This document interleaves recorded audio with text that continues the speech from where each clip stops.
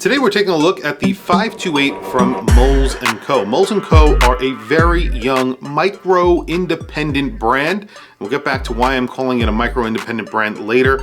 However, they have won a number of awards for design. So this watch specifically has won design awards, and there's a very good reason for it. It's a really interesting design. It's a TV shape, definitely has a lot of Art Deco influence, and it's from such a young brand, which is not typical. They went their own way with this watch, and either you're going to love it or you're going to hate it.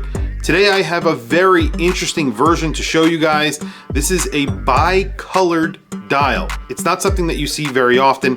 This is actually a really nicely made watch. It's automatic, and of course that TV shape makes it really stand out on your wrist. So let's flip the camera and take a look at a micro-independent brand, MÖELS & Co. and the 528. So it's not very often that I get to show off an original design or something that's at least more original than what we're used to seeing on a regular basis. This is a brand called MÖELS & Co. So I believe that's how you pronounce it. This is called the 528. It has some inspiration, music inspiration. This is a brand that was started by a woman. I think she was around 21 years old when she started the brand, which is pretty insane. And it's won a bunch of design awards. And I have to say, the overall watch, the packaging, the fit, finish, and quality is extremely impressive. So this is the case that it comes in. This is an extra mesh bracelet that it comes with as well. It's signed with the name of the brand right there. It's beautiful. It's a very heavy mesh. And then the package, the actual travel case that this comes in is beautiful. It's called Heiss and Schoen. I believe that is the brand. So they literally are using another brand here to package their watch. And it is really, really nice. This is I believe ostrich leather, and you open this up, you slide out your watch, and it's really nicely protected. This also is ostrich, this little sleeve. So this is an amazing one watch travel pouch. It's beautiful. But here's the watch. So you're going to see what I'm talking about right off the bat. This is a very interesting design. You're going to see half of this dial, or a little bit more than half of this dial, is sort of in a silver gray color. The other half is in a black color. You have applied indices. Everything, all of the movement, the dial is on the right side of the case. On the left side of the case is just sort of negative space, although they have some design on here as well. This is a TV screen design. That's what they've gone with. And of course, you have a domed, curved sapphire crystal to match the case. Very funky design, and the hands and indices on this watch are awesome. I mean, they're very Art Deco, really, really cool. Now, this is not going to be for everyone. They do make dials that are solid colors. So this is, I believe, the only dial that they make that is in two-tone. And what they have here is sort of a pattern that is radiating out of the center of the dial. So you see these lines that are radiating out. You can only see those lines on the light side of the dial. On the dark side of the dial, obviously, you don't see those lines. I don't know if any other of their watches have that.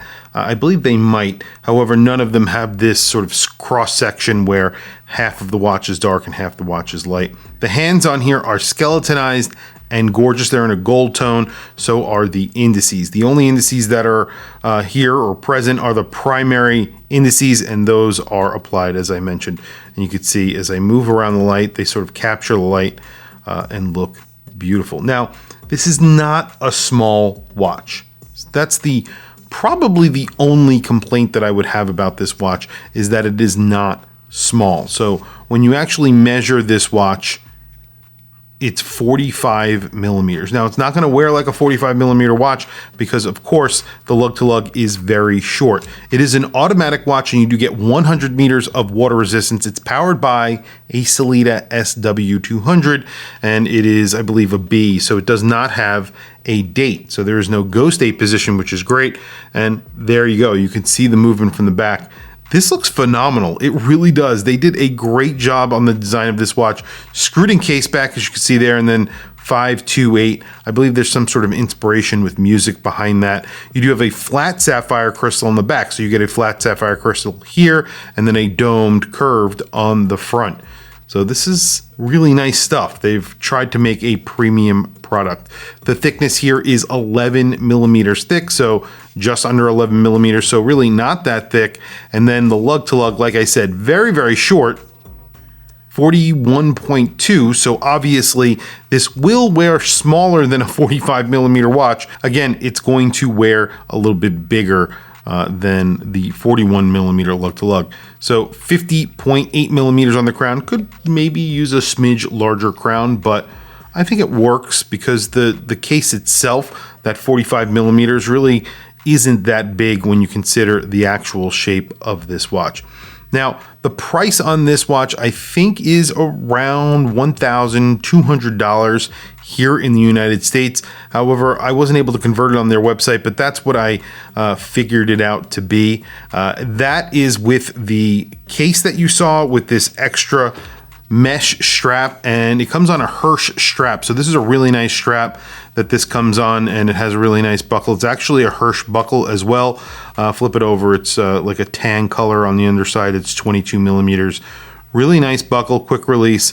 So basically what they've done is put together a really nice watch and given you a really nice strap and bracelet and a really nice package to go along with it. So a really nice travel package that is, you know, very, very high end overall. Everything here is really nicely made. It's not your typical micro brand watch. I would probably say this is more of an independent watch based on what you're actually getting. They did a great job with the design, but you're also getting really nice materials and obviously a really good looking watch. Let me throw it on my wrist. No lume on here, so no lume shot. Technically, I would call this a dress watch, but it has 100 meters of water resistance. You do get a screwed in crown, so that means you could definitely wear this every day. You could actually, you know, go swimming with this if you wanted to.